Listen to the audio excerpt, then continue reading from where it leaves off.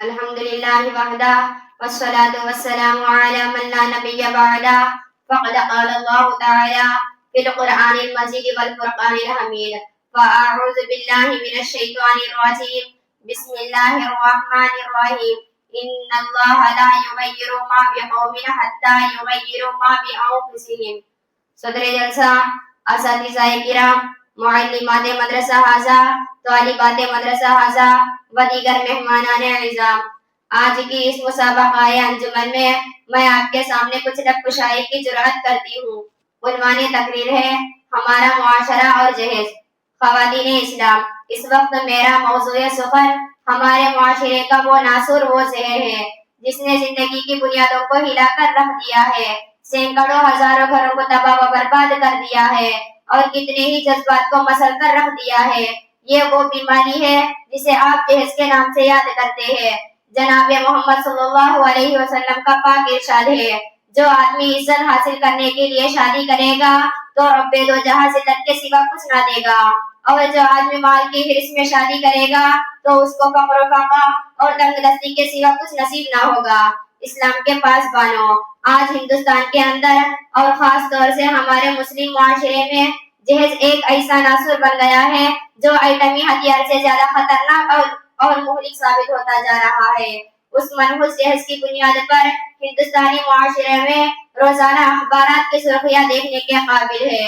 فلاں شوہر نے اپنی سسرال والوں سے اسکوٹر نہ ملنے پر اپنی نئی نویلی دلہن کو چلا دیا. کہیں جہیز میں دولت اور زیور نہ ملنے پر اس لڑکی پر ظلم و ستم کر کے اس کو بے گھر کر دیا. کہیں یہ کہیں وہ، ایسے واقعات سے اخبارات اور نیوز پیپر اور ہمارے کان بھرے پڑے ہیں.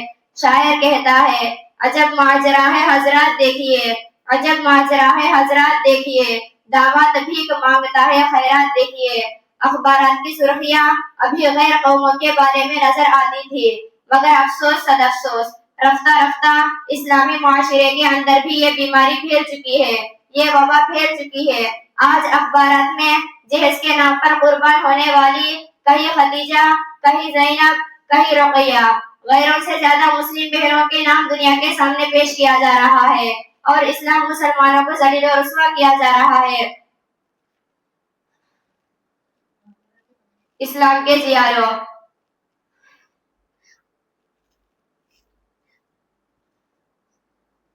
عورت رب ذوالجلال کی جانب سے عطا کردہ بہترین تحفہ ہے جس نے انسانی زندگی کو رعنائی بخشی ہے، جو بہترین رفیق سفر بھی ہے اور خوشگوار رفیق حضر بھی.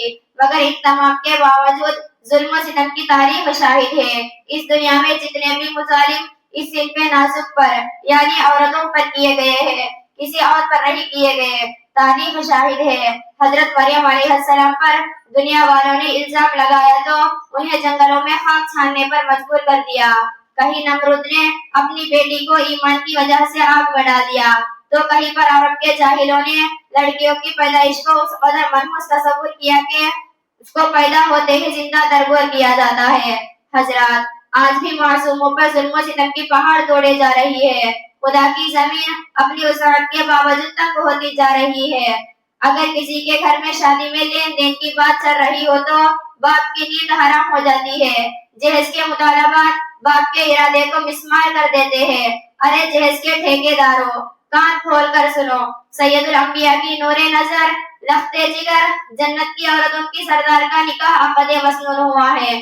جسم پر موجودہ لباس میں 16 پیوند لگے ہوئے ہیں اور پیادہ پر ننگے پیر شیر خدا علی ابن ابی طالب کے گھر جا رہی ہے. اور جہیز میں ایک بستر، ایک چکی، ایک تکیہ، 2 مٹکے پر مشتمل مختصر سامان پیش کیا جا رہا ہے اور خوشی بخوشی رخصت کیا جا رہا ہے. اور شیر خدا علی ابن ابی طالب نے خوشی بخوشی انہیں اپنے گھر لے جا رہے ہیں. دوستو، حقیقت میں ہم اسلامی تعلیمات سے کوسوں دور ہیں.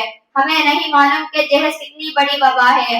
آئیے ہم عزم کرتے ہیں، معاشرے سے جہیز کی بیماری کو ختم کر کے اسلامی احکامات پر نافذ کریں گے اور اسلامی تعلیمات کو عام کریں گے.